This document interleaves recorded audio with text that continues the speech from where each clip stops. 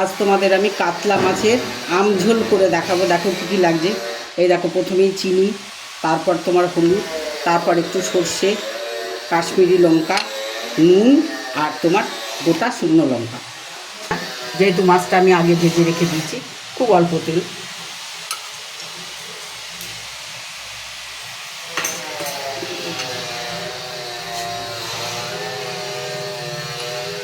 দুটো শুকনো লঙ্কা গোটা দেবো, একটু তোমার সর্ষে ফোড়ন দেবো, সর্ষেটা একটু বেশি লাগে।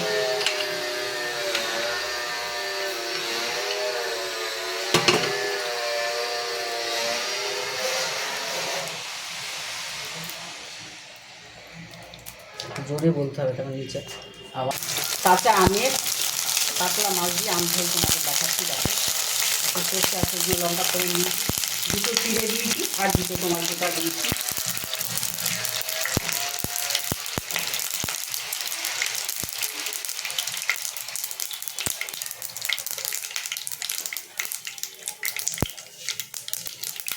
একটু ফোড়নের গন্ধ বেরোলো,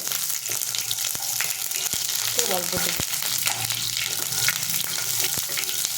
সরষেটা একটু ভালো করে পুড়িয়ে নিতে হবে, নাহলে স্মেলটা আসবে না।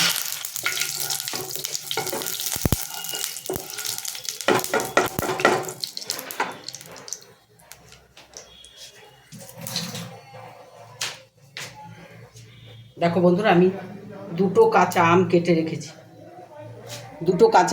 রেখেছি, এইটা আমি কড়াইয়ে দেব, একটু নেড়ে নিতে হবে।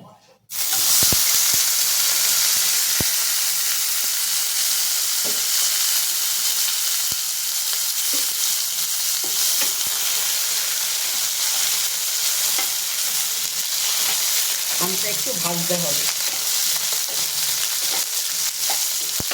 খুব সুন্দর একটা রেসিপি, গরম ভাতের সঙ্গে দারুণ যায়।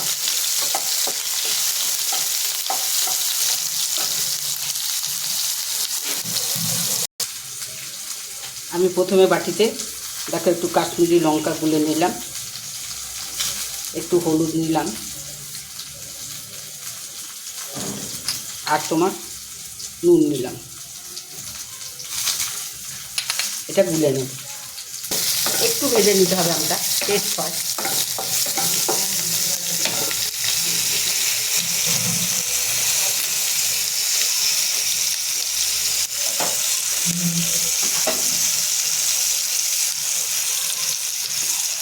দিলাম, দেখেছি মশলাটা যা যা দিয়েছি, শুকনো লঙ্কা, কাশ্মীরি লঙ্কা, হলুদ, একটু নুন। আমি এটা জলে গুলে নিলাম।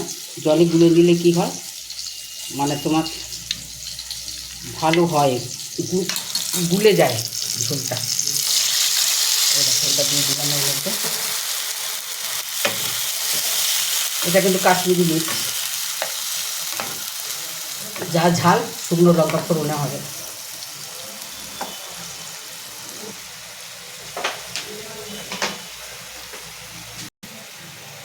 এটা একটু পাতলা পাতলা হয়, একদম গাঢ় হবে না।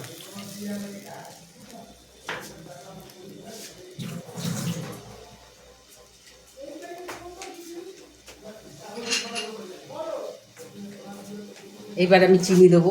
এটা কিন্তু টক টক হবে, ঝাল ঝাল হবে, মিষ্টি মিষ্টি হবে।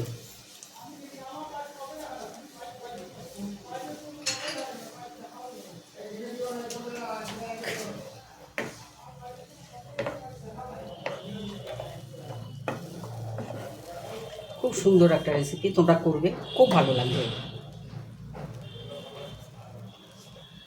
দেখো, আমি 3 পিস তোমার কাতলার মাছ ভেজে রেখেছি, এটা এর মধ্যে দিয়ে দিলাম।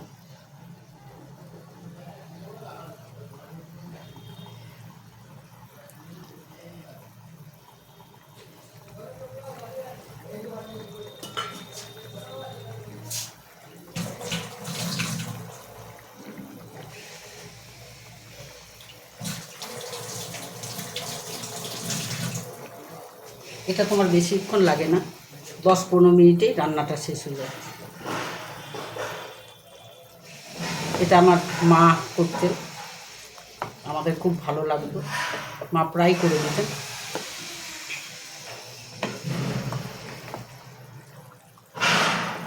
কিছু কিছু আম তোমরা একটু ভেঙে দেবে, তাহলে টক ভাবটা আসবে। যারা খুব টক খান না তারা গোটা রাখতে পারো, আমরা টেস্টটা তোমরা পাবে। আমি একটু করে ভেঙে দিই, আমার ভালো লাগে একটু টক টক খেতে।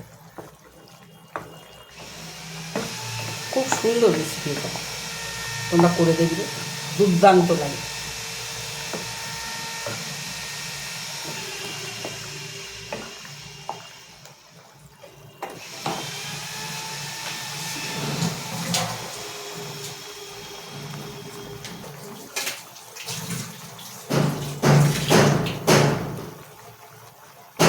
মিনিট 5 মতো চাপা দেওয়া থাকবে, বেশি না। চাপা দিয়ে দিলাম, 5 মিনিট পরেই নামিয়ে দেবো। হ্যাঁ বন্ধুরা, 5 মিনিট হয়ে গেছে। 5 মিনিটের বেশি একদম সেদ্ধ হবে না, মাছ তো এমনি হয়ে যাবে।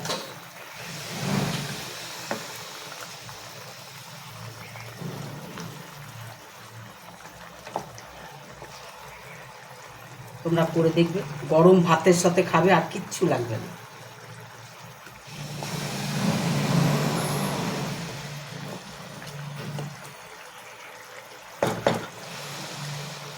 হয়ে গেছে বন্ধুরা, এবার তোমাদের প্লেটিং করে দেখো।